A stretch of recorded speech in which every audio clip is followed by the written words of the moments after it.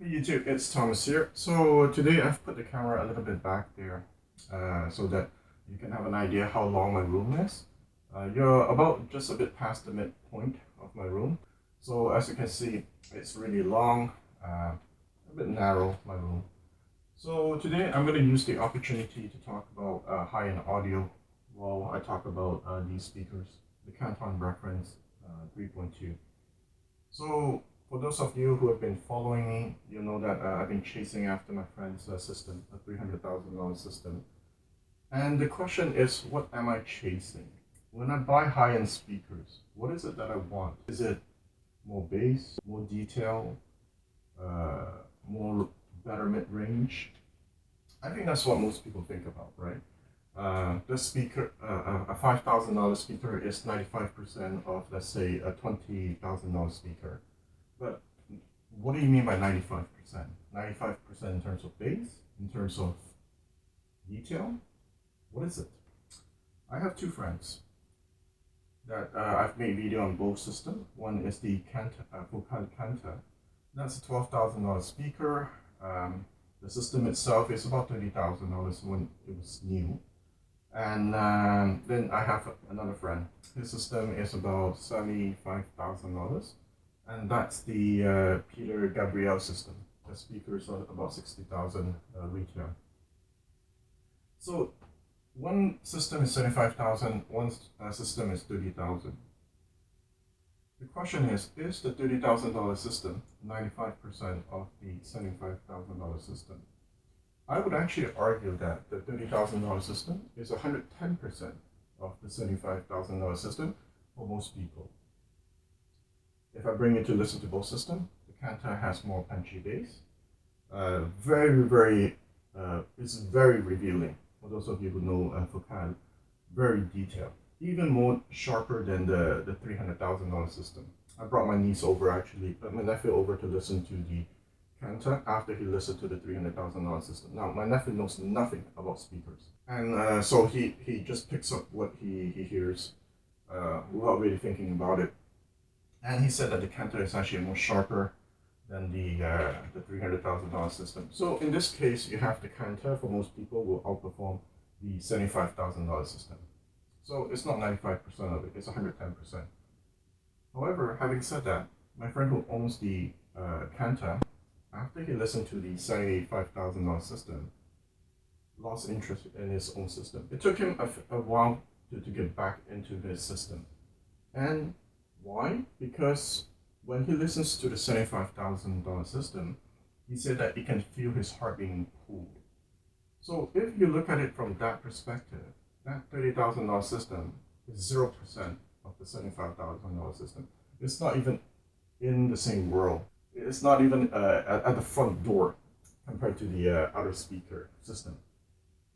So that's why when I listen to a $300,000 system, my heart, it gets pulled. And that's what I'm chasing after. It's not more bass. It's not bigger soundstage. It's none of those. That's why when I make the video on Dying Audio S5.4, I finished the video by asking myself, how does the system make me feel? One thing I do have to say, only with very high-end system, I can feel my heart move. So today, the big question is, if the Dying Audio $10,000 speaker can't do it, what about a $20,000 speaker? So Canton is a German company, and I think they're one of the biggest in Germany. What we have today here is a speaker with a 1-inch ceramic tweeter. Then you have the aluminum mid-range, and then the aluminum woofers. I don't really remember all the details because I don't really care about stuff like that. But I know that this goes all the way up to 40 kilohertz and all the way down to 18 hertz. 18 hertz. That's like subwoofer territory we're talking about. So stereophile compared this speaker to the BMW A02D, the Pioneer S1EX with the beryllium tweeter, and that one Revell speaker, I forgot the model. What's interesting is the tweeter, ceramic base. Now I had the Pioneer S3EX before. It was also ceramic base. And one thing I noticed about when the tweeter is made with ceramic, it's quote unquote It's not a bright speaker like a Focal. However, this one is coated with aluminium, I think, and maybe for that reason, this one sparkles better compared to the Pioneer ceramic tweeter that I had before. So in terms of detail resolving power, this speaker would appeal to a lot of people. The reason is because it's not really bright, but at the same time, there's a lot of sparkle when I play certain instruments, for example, like this.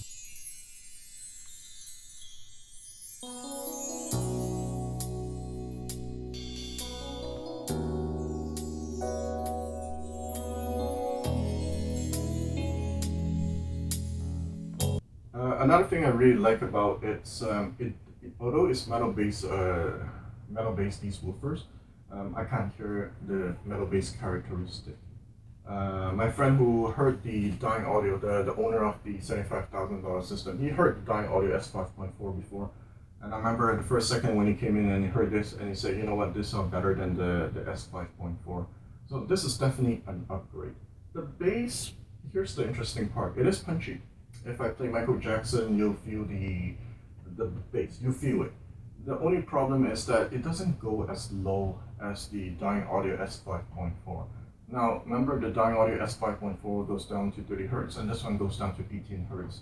And I think the problem is my room. It's narrow, it's long. 18 Hertz, the wave for it to hit optimal bass, I mean, you need a certain distance for it. And unfortunately, my room doesn't have it.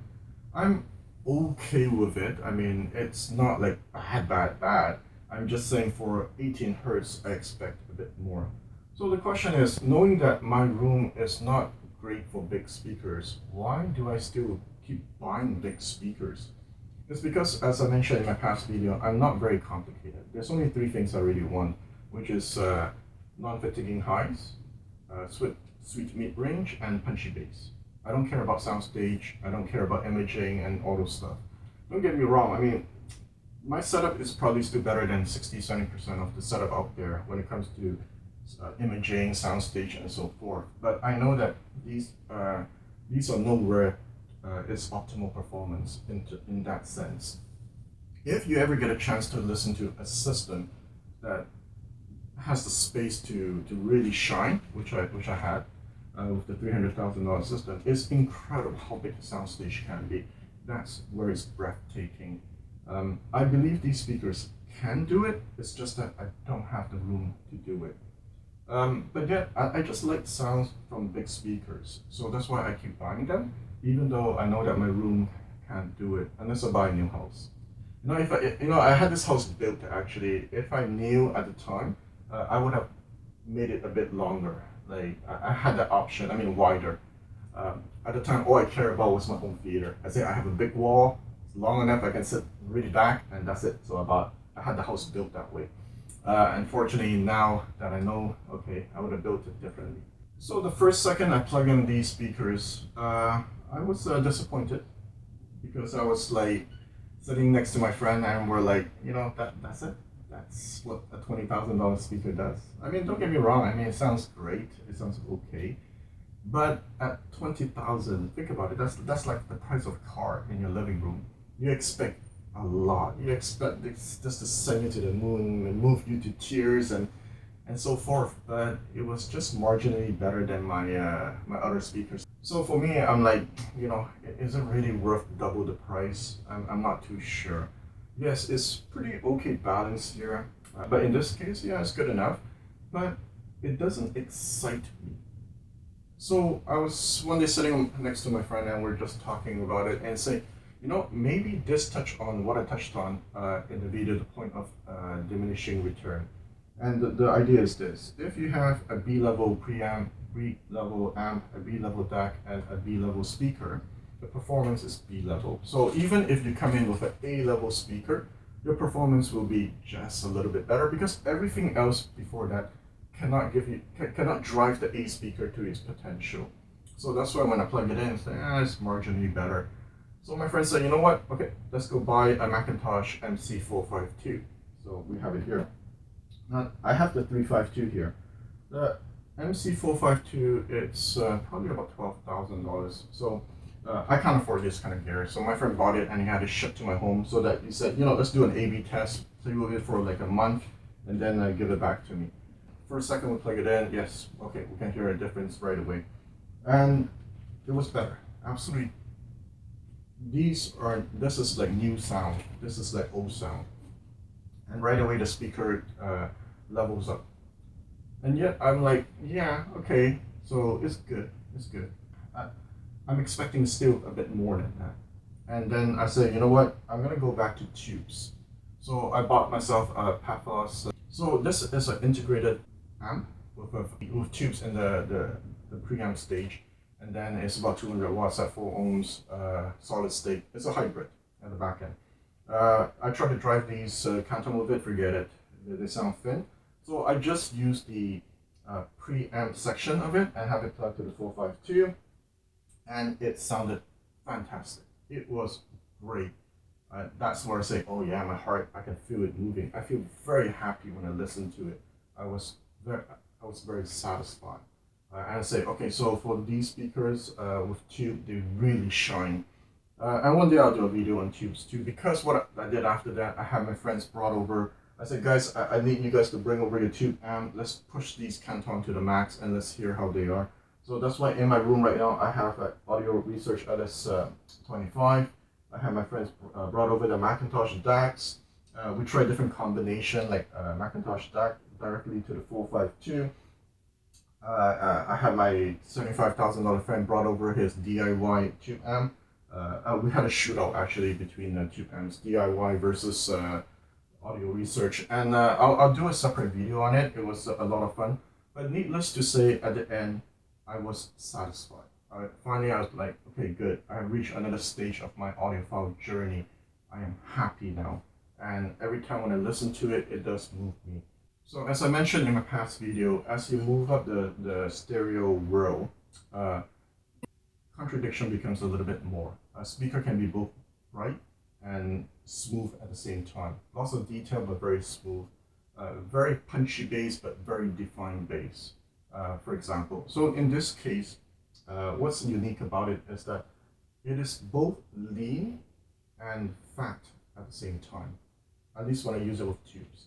Meaning that I have that rich, warm bottom end because of these two woofers, and at the same time, on the top part is very clear and very lean. Clarity is great. And because I'm using tube, it's very holographic. And the soundstage can be very wide, despite the fact my room is limited, but I can feel it. Okay, the soundstage is spreading out really big. And I'll go more in detail when I talk about the tube preamps and what it does to these speakers. But what I wanted, which was a certain realism, a certain clarity, and I only like speakers that are warm, it's able to give me both. Now, usually speakers don't give you both. You either have a very warm and fat speaker, or you have a very clean and lean speaker. In this case, when I listen to it here, I don't know if it's going to capture in the microphone. And it has to be under specific circumstances where I can do this with a tube preamp. I can hear the two distinct separations, so that's why it appeals to me. I like that. And now this complicates things for me because I actually have finished building my final system already. For the price, I got the most return possible, humanly possible. And now these speakers, they're challenging that. Do I keep this or do I not keep this? They're expensive. In the used market, these speakers are multiple times of what my final speaker is, which is the Earthquake Titan.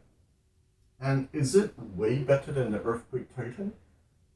It's debatable because of price. They do need a lot of power to drive. They're rated, I think, 350 watt to 600 watt. I'm at a stage once again where I'm happy. Until maybe when I visit my friend with the $300,000 system again, maybe after I listen to his system, I'll come back and I'll sell everything again. I brought my nephew actually to listen to the $300,000 system at Toronto. And a few comments that he made were interesting. For example, the song Last Christmas. For those who have been following me, you know that I use it as a demo song a lot in my videos. He said that at my home, when he listens to the song begins at when a singer sings. But at his home, the song starts right in the beginning. It's because the details, the sparkling catches his attention right away. Other things that he said, when he listened to the song Michael Jackson, Billie Jean's, in fact, I never thought of it as a song with a lot of bass. He said, wow, I didn't know that Billie Jean's have bass. So it's very interesting. When he comes over and he listens to my system, and he can see the big contrast. However, having said that, when I swap between my high-end system with my home theater system, because sometimes I would swap between both just to run some tests, to listen to the difference, he can tell. With my high-end system, he would say, oh wow, I can count the instruments. I can see the space in between all of them. So even for somebody who knows nothing about stereo, I mean, he listened to headphones at home. This is, one of those university kids. And yet at my place, when I swap between my home theater and the high-end system, he can start counting instruments. So that's to say, separation is actually very good here. It's just that I know that these can do a lot more. Actually, for that test, it was my Spendor. It's not these. But they're there. That's good, if not better. I know some of you might not agree with high-end audio, like 30,000, 20,000 for a speaker. It is a bit ridiculous. Now, I can't afford that kind of price, so that's why I buy a lot of things used. So some people put their money in banks. I put it in speakers. Sometimes I get a 10% return. Well, sometimes I lose 10%. So that's why I can keep going at it. The problem comes when sometimes I'm over my limit, and then I want to keep it. And I'm in a situation like that right now. When I bought these speakers, I knew that, okay, I should be able to resell it at the price that I paid, if not more. But now that I have it here, I'm like, shoot, this is the best speaker I've ever owned. Can I afford to keep it? Maybe I'll sell a kit, need to finance it. Or maybe I'll put it for sale at such a high price that if I don't sell it, well, good for me. If I do, well, All right, so I'm gonna close it off here. I just want to remark that you don't need a higher system to enjoy music, to move your soul. In fact, if I look at the comments from different forums, even on my own YouTube site, I see that a lot of people really, really love the system from all different price. And I envy all these people because it's something that I can't do anymore. To just listen and enjoy music. I've gone down a really dark path here, and over the years I have also met other people who has the same frustration as I do. These are people who own $100,000 system. You see, your mentality is a little bit different when you own $100,000 system. You want everything to be perfect. You will nitpick your system to death, and because of that, you just end up not able to appreciate your system. There are some people that I met that end up selling the whole system and just go back to basic.